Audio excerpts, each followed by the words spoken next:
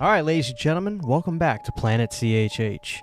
Today we're going to go down memory lane and talk about one of the most infamous things to happen in video game history. Now, today, when you look at the world of video games, horror video games are all over the place. I know that when the Friday the 13th game came out from Gun Media, it took over the world. I was playing it with all my friends all the time, and I'm still playing the game to this very day. I actually refuse to let that game die. There's the Evil Dead games, there's a bunch of original content for horror video games, so in today's world, it's not really that big of a deal. But in the past, when video games were in their infancy, especially in the home console market, Charles Band took a big swing at doing something that at that point was considered absolutely taboo. And ultimately, it didn't work. But nowadays, some of these games like we're talking about today are worth a lot of money. The two games in question I want to talk about is the Texas Chainsaw Massacre and Halloween. They had a video game on a home console back in the early 80s under the Atari 2600 branding. But there's a backstory to this that we have to tell. Let's start at the beginning. Our story starts with one of my favorite people in the movie world, Charles Band. Charles Band was a guy that was always at the forefront of the technology world when it came to home media and video games, and especially with movies. Charles Band had Meta Home Entertainment, which was a pioneer in the home video market. Meta was a company that he started that eventually turned into Media Home Entertainment, but in the early days of Meta, he had some pretty big successes. One of the bigger successes he had was when he released the Groove Tube on VHS. It was a very popular seller for him, and he was taking over the world at that point. Now, he had some partners come into the mix with this, and he was basically pushed out of his own company. For reasons that may be in Charles' favor or not, depending on who you ask, he was gone. Media Home Entertainment became another home video label, which you are probably extremely familiar with. A lot of old videotapes from the 80s and 90s were Media Home Entertainment tapes, especially the movies like Halloween. Media Home Entertainment was a juggernaut in the home video market. So Charles Band decided to pick himself up from his bootstraps and get back into the home video market. He created a company called Wizard Video. Now, Wizard Video was one of those companies that were making the big box style VHS tapes. And the purpose of those big box style VHS tapes was to compete with the other companies at the time and to stand out big time on the shelf. But Charles was always a big fan of the sci-fi and horror and cult movie genre, so he took his Wizard Video label and focused it primarily on cult cinema, especially a lot of horror titles. Movies like The Headless Eyes or Zombie Lake were coming out from Wizard Video, but he was able to get the rights to some premier titles that were legendary even at that point. A few of those titles were I Spit on Your Grave, which actually has some legal issues that could be a whole nother story, but he did in fact get the rights to that for America. Another movie was Lucio Fulci's Zombie, which was another big box VHS that he had. But one of the most infamous titles that he was able to get for the Wizard Home Video big box line was the Texas Chainsaw Massacre. These companies at the time, I don't think saw the value in the home video market at this point, so they were eager to license a lot of these movies out. Charles was at the forefront at the time to getting the titles that had notoriety, with the biggest being the Texas Chainsaw Massacre. At the time, it was a gigantic seller for Wizard Video. I think in its first couple months, it actually sold over 20,000 cassette tapes, which at that point was considered like going platinum for a band. That was a huge number of tapes sold. But Charlie was always the kind of guy that couldn't help himself. One thing was successful, he had to dip his toes into other things. Now, Charles Band was a guy that saw what pop culture was doing at the time. There were a lot of companies out like ColecoVision and Television, but the premier system at the time was the console called the Atari 2600. Now, this is still to this day one of the most iconic classic retro consoles you can have. I still play my Atari 2600 from time to time, and even though it's very primitive, it's one of those systems that you really had to use your imagination as a programmer to create games and to create sound effects, which were, by today's standards, considered iconic. The iconic bomb sound from the Atari 2600 is something that I love hearing. It's just music to my ears. Charles Band decided that there was something in the video game market that needed to be done, taking movie-based properties and bringing them into the home console world. But let's take it a step further than that. Take horror movie properties and put it into the home console world. This is where he decided to get their license to put out the Texas Chainsaw Massacre and Halloween on Wizard Video Games to the home console market. Now let's take a sidetrack so I can tell you about how I first heard about these games. Now this guy ended up becoming way more pivotal in my life than just video games, but back in 2009, my brother told me, "Christian, I need you to watch this video. You'll find it hysterical." In 2009, I had grown up playing a lot of the retro systems and loved them. I was a big Sega kid growing up, but after Hurricane Katrina, I lost most of my games and I was dwindled down to just a little bit of games that I had from recent purchases or things like that. But my brother begged me to sit down and watch this video. The channel in question was James Rolfe, aka the Angry Video Game Nerd. The video in question was the episode on the Atari 2600's Texas Chainsaw Massacre game. Watching this blew me away because I felt like I was learning about something I never thought I would have seen before. Atari put out this game. This was my first time realizing this was the thing. So I watched this episode of the Texas Chainsaw Massacre laughing my ass off, but really realizing that I was being educated on the home video game market and learning about things that I never knew in a million years existed. Soon after that, I saw that he actually did another episode on the Halloween Atari 2600 game. I was then hooked on the Angry Video Game Nerd. As funny and great as those videos were, it was so awesome to actually learn about something, because at the same time as well, if you're a big fan of this channel, you know that around this time as well, I got hooked on horror. So this was like the merging of two incredible things for me. Now, a few years after this, I decided I needed to own these games. And now, wife at the time, Sydney, went on eBay and found a copy of Halloween from Atari 2600. She was able to get this at a pretty cheap price. Nowadays, these things are going for more money, but at the time, that hardcore craze for these things hadn't kicked in all the way yet.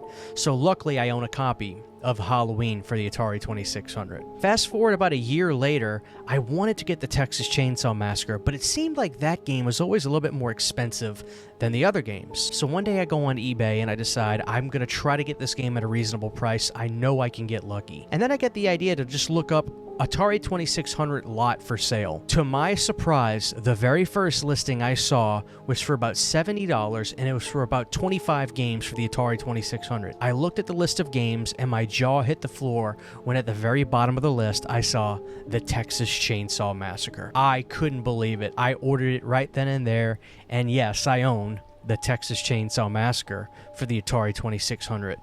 Both games are presently in shadow boxes in my other studio room, and they stay as pristine and in as good as condition they were since the day I got them. Now, let's go back to the story. Charles Band began to try to release these games, but he was met with a lot of pushback.